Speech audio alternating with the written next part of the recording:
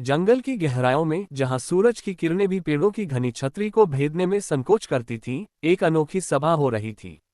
नैसर्ग one, जो कभी पक्षियों के मधुर गीतों और जानवरों की हलचल से भरा रहता था, अब एक भयावह शांति में डूबा हुआ था। पेड़ों की छांव में एक विशाल चट्टान पर भेड़ियों का एक समूह इकट्ठा हुआ था। उनकी आंखों में क्रोध था, लेकिन उनके हाव भाव में एक दृढ़ संकल्प भी झलक रहा था।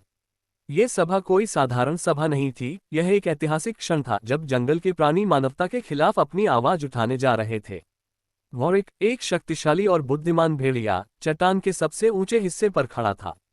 उसका भूरा फर चांदनी में चमक रहा था और उसकी आंखें ऐसी थीं मानो वे सारी सृष्टि के दुख दर्द को देख चुकी हों। उसने अपने समूह की ओर देखा, भेड़िए जो उसके साथी थे और अन्य जानवर जो इस सभा में शामिल होने आए थे। वहां हिरण, खरगोश, उल्लू और यहां तक कि एक बूढ़ा कछुआ भी था, जिसकी धीमी चाल में भी एक गहरी समझदारी झलकती थी। मेरे भाइयों और बहनों, ब्रिक ने अपनी गहरी, गूंजती हुई आवाज में कहा, हमारा जंगल मर रहा है। हमारे घर को इंसानों ने छीन लिया है। हमारे भाई बहनों को मार डाला गया है। हमारे नदियों को जहरीला कर दिया गया है और हमारे पेड़ों को काटकर राख में बदल दिया गया है। क्या हम चुप रहेंगे? सभा में एक गहरी चुप्पी छा गई। फिर अचानक एक युवा भेड़िया, जिसका नाम रुद्र था, खड़ा हुआ। वॉरिक, हमने बहुत सहा है। मेरे परिवार को इंसानों ने बेरहमी से मार डाला। मेरी माँ, मेरे भाई सब चले गए। अब समय आ गया है कि हम इंसानों को उनके कर्मों की सजा दें। हिरण माया, जिसकी आंखें हमेशा करुणा से भरी रहती थीं, आगे बढ़ी। रुद्र, मैं तुम्हारे दर्द को समझती हूँ, लेकिन क्या सभी इंसान एक जैसे हैं? मैंने कुछ इंसानों को देखा है जो हमारे जंगल को बचाने की कोशिश कर रहे हैं।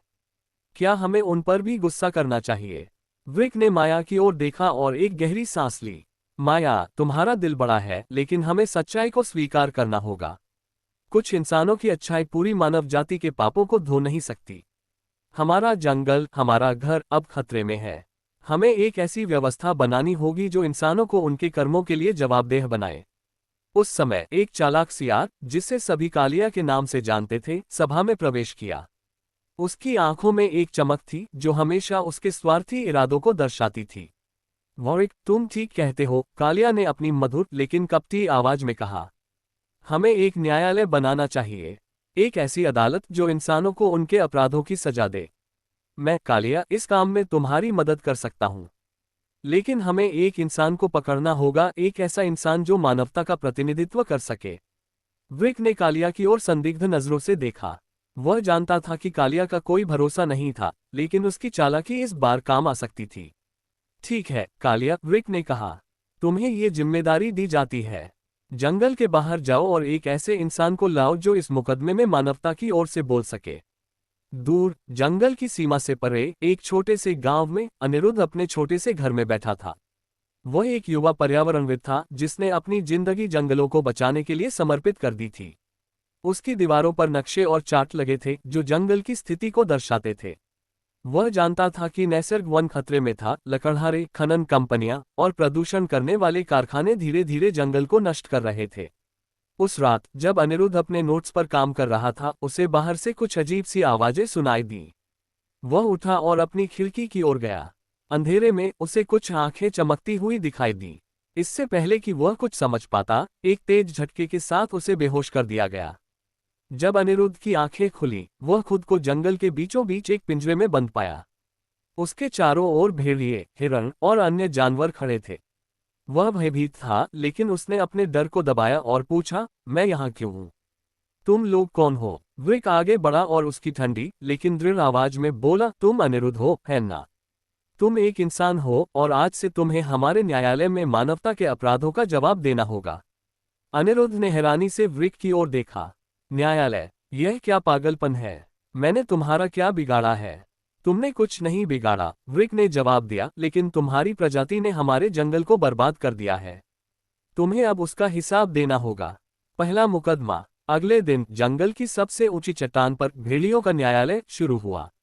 उल्लू महागुरु, जो सभा के सलाहकार थे, ने नियमों की घोषणा की। यहाँ कोई हिंसा नहीं होगी। यह एक निष्पक्ष अदालत होगी। मानवता के अपराधों की सुनवाई होगी और अनिरुद्ध को मौका दिया जाएगा कि वह अपनी प्रजाति का बचाव करे। पहला आरोप जंगल की कटाई का था। एक बूढ़े भेड़िए ने गवाही दी कि कैसे उसका घर, जो एक विशाल बरगद के पेड़ के नीचे था, इंसानों ने काट डाला। उसकी आंखों में आंसू थे जब उसने बताया कि उसके बच्चे उस विनाश में मारे गए। अनिरुद्ध ने खड़े होकर जवाब दिया, मैं आपके दर्द को समझता हूं, लेकिन मैं उन लोगों में से नहीं हूं जिन्होंने आपके जंगल को नष्ट किया। मैं एक पर्यावरणविद हूं। मैंने अपनी जिंदगी जंगलों को बचाने के लिए समर्पित की है। वृक ने ठंडे स्वर में कहा, तुम्हारी बातें अच्छी हैं अनिरुद्ध, लेकिन क्या तुम्हारी प्रजाति ने हमें इतना दुख देने के बाद भी कुछ अच्छा किया है? हमें सबूत चाहिए। अनिरुद्ध ने गहरी सांस ली और कहा, मैं तुम्हें सबूत दूंगा, लेकिन पहले मुझे एक मौका दो कि मैं तुम्हें उन इंसानों के बारे में बता सकूं जो प्रकृति को बचाने की कोशिश कर रहे हैं। यह अध्याय कहानी की शुरुआत है जो मानवता और प्रकृति के बीच के तनाव को दर्शाता है। जैसे जैसे कहानी आगे बढ़ेगी, अनिरुद्ध और जानवरों के बीच गहरी बहस होगी, जिसमें सवाल उठेंगे कि क्या इंसान अपनी गलतियों को सुधार सकते हैं और क्या प्रकृति और मानवता एक साथ रह सकते हैं। ये कहानी पाठकों को पर्यावरण संरक्षण, सामाजिक न्याय और नैतिक जिम्मेदारी के बारे में सोचने के लिए प्रेरित करेगी।